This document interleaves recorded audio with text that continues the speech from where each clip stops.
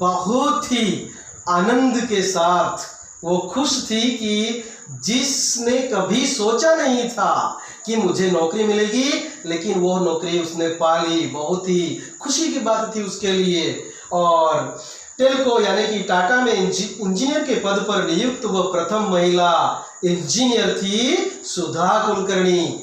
और टाटा कंपनी में सबसे पहले अगर कोई इंजीनियर पद पर कोई हो तो वह थी सुधा मूर्ति। ये बहुत ही चालाक होशियार थी, सुधा कुलकर्णी थी। सुधा कुलकर्णी का विवाह टेल्को में ही कार्यरत श्री नारायण मूर्ति के साथ हुआ और उसी टेल्को कंपनी में काम करने वाले नारायण मूर्ति के साथ उसका ब्याह हो गया, शादी हो गई।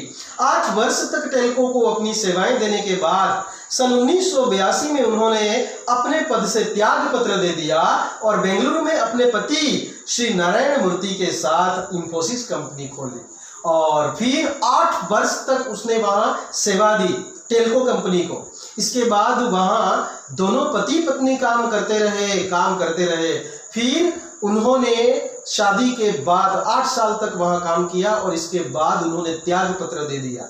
दोनों ने, पति पत्नी दोनों ने त्याग पत्र देकर वे बेंगलुरु में गए और वहां खुद की कंपनी शुरुआत की। कंपनी की ये इंफोसिस के नाम से, इंफोसिस कंपनी के नाम से पति पत्नी ने वहां टेल्को कंपनी में से त्याग पत्र देकर वे वहां चले गए बेंगलुरु में। और वहां नारायण मूर्ति और सुधा मूर्ति ने इंफोसिस कंपनी खोली। दोनों की मेहनत और लगन से इंफोसिस ने दिन दुनी रात चौगुनी उन्नति की।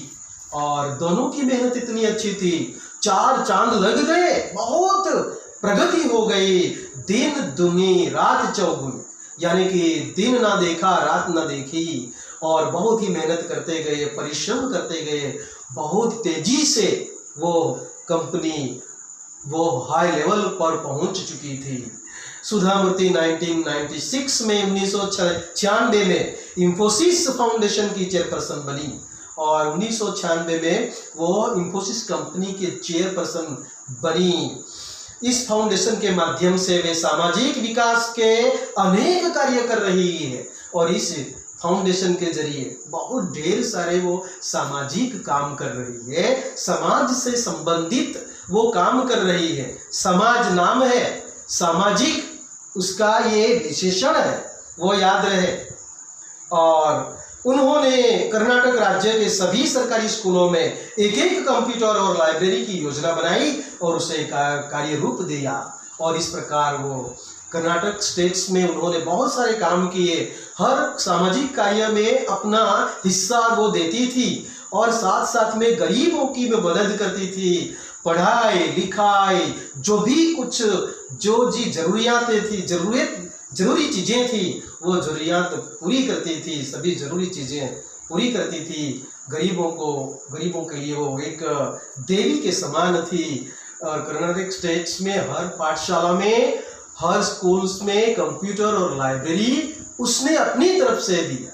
इस प्रकार वो काम करती रही और समाज की सेवा करती रही। आज भी वो हमारे लिए और खास तौर पर महिलाओं के लिए आदर्श है और एक उदाहरण है। इसे हम कैसे भूल सकते हैं।